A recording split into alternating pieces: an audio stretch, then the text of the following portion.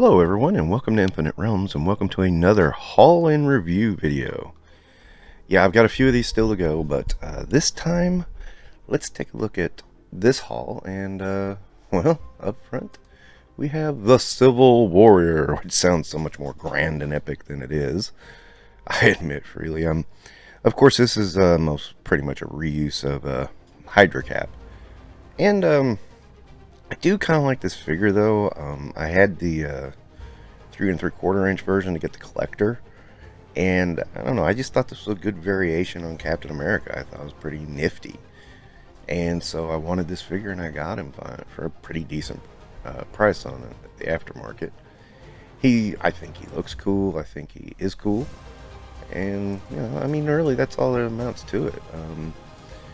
This was a figure that I had my eyes on for a little while, and I just finally decided, hey, let's pick him up. Now, for those of you not aware, this is a sort of an alternate reality storyline where, Cap, where Tony Stark was the one who died at the end of the Civil War instead of Cap, and Cap took up his own. It's kind of one of those stories I'm not really sure about, and, I've never actually read it, and it sounds like a far stretch, but still, I mean, the figure is kind of cool, so I'm kind of just went with it.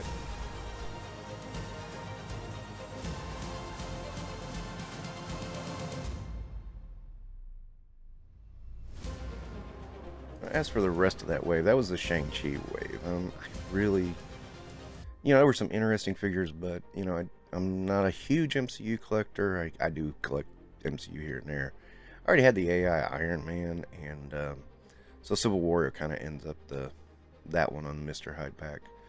Hyde is not one of my priorities, so I don't think I'll be touching this wave again.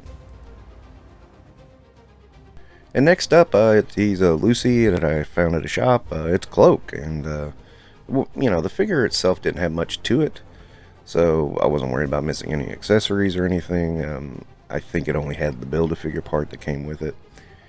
And, I'm going to say I'm a little disappointed in this one, because that cloak, while cool, and oddly enough, I didn't know there was this weird translucent effect. The inside of it looks translucent, while the outside does not. It's really it's one of those things, and I don't think the camera picks it up very well. It is a cool effect, but, unfortunately, Cloak gets really in the way of his articulation. You can't really do much with him. It really hinders the figure a lot, and what's Cloak without is Cloak? So, that's a little bit disappointing, although I understand the choice. It's still disappointing. So you might be asking me, well, what about Dagger? And I'm like, well, wait and see on that one, you'll see. But this one I'll probably give about 3.5 stars. It's a good attempt, but God, that cloak is just so in the way.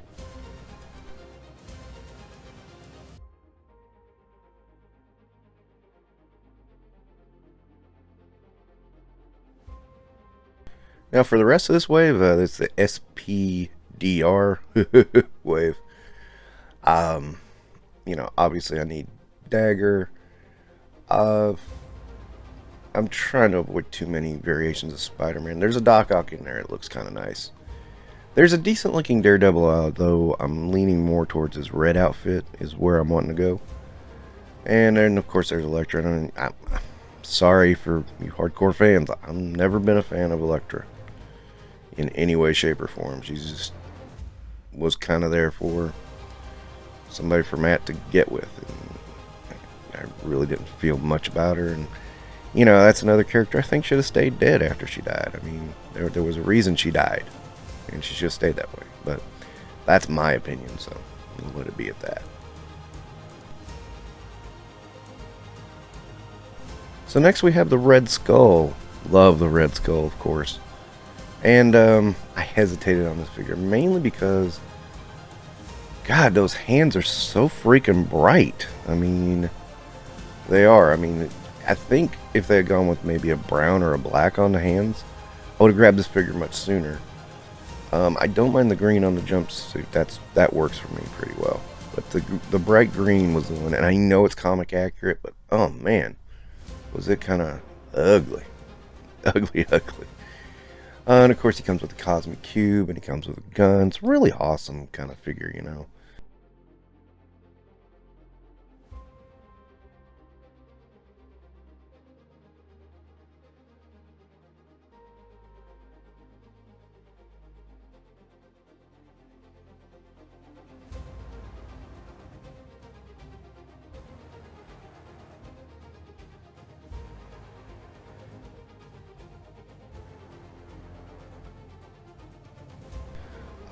Now for some comparisons, I got him with Captain America, and then of course with Taskmaster and Crossbones.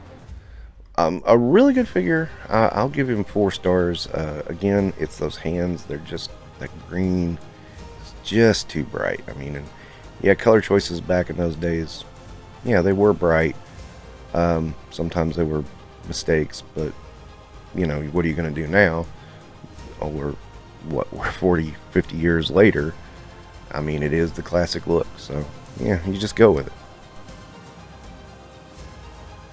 And so next we have Frogman, and I did buy this a little quick because I saw Frogman in the She-Hulk promo, and I was like, oh, better grab him fast because he may get popular.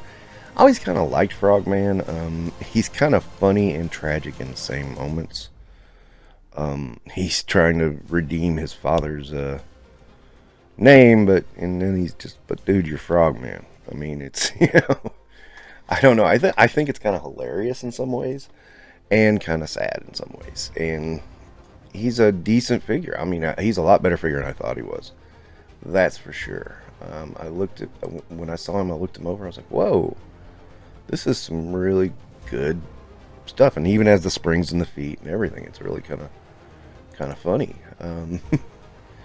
But yeah, he really surprised me. And for some comparison, you know, I decided to put him with Spider-Man, and you know, just there you go. You see him, and here he is with Cap, and wants to be in that upper echelon so bad, and he's not going to be because he's Frogman.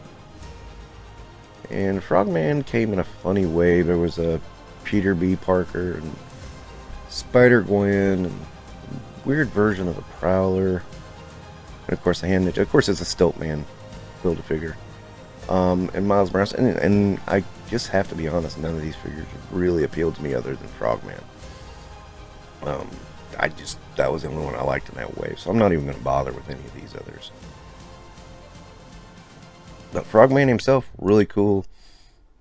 I'd actually give him 4.5 stars. I mean, he's a good representation of Frogman. You know, as silly as a character as he is. So now moving away from Marvel Legends, we have the Blue Flash. In case you don't remember War of the Lanterns, or actually this was Blackest Night was when this happened. But Flash took up the mantle of a Blue Lantern, which really their job is to give hope and to you know, boost up the Green Lanterns. This was one of those Disney classics I had lost way back when, and now I've got another one. I bought this one. I was really looking for the Flash, and I saw that it's on a really cheap deal. Really cheap, so I just jumped on it. And, you know, this one came now. So, here we are. We got the Blue Flash, Blue Lantern Flash. So that's my first step into, you know, finally rebuilding my DC Classics. And, you know, if you want to see DC Classics kind of compare with Marvel Legends now, I mean, here he is with Cap and Captain Marvel. And,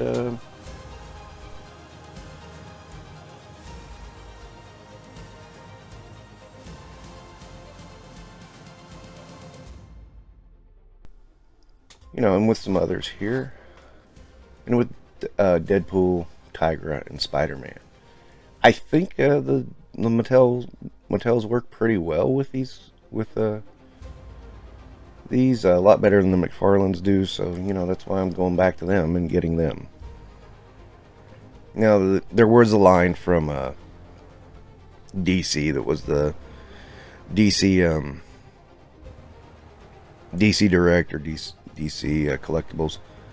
It's okay. The posability, it really though, the articulation is a little less than Marvel Select, so it's like, that's a tough part of it.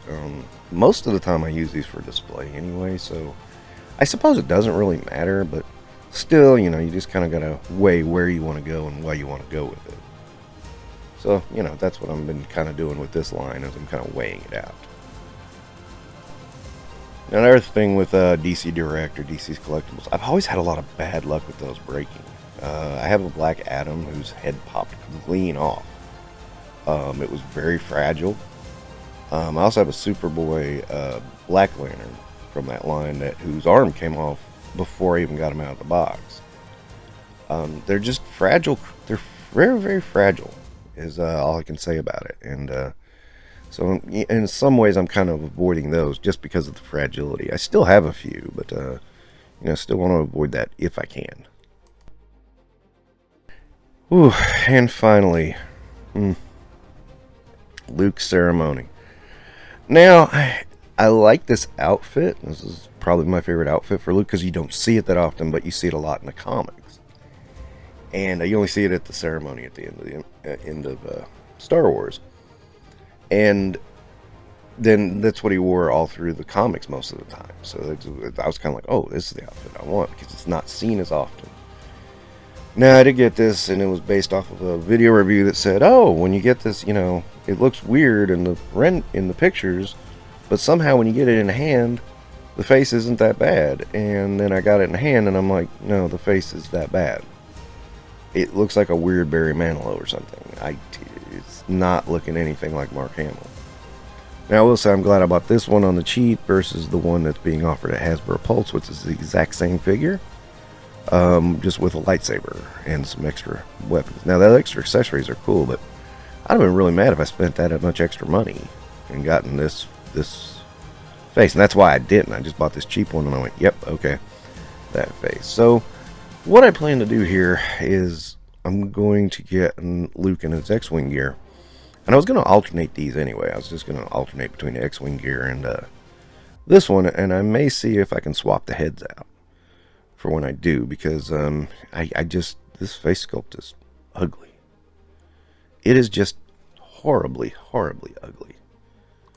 And there's no two ways about it. It's just horribly ugly. So here we have Luke with his dad, and Luke with Han and Chewie. Just for some comparison. Now, overall, this figure, I mean, it's not a terrible figure, but I'm only going to give it 3 stars because of that face sculpt. It's just, no. So, looking at it overall, I mean, it's not a bad haul. Some disappointments in there, but that happens in figure collecting, Anyway, that's another haul for this time around. Don't forget to like and subscribe.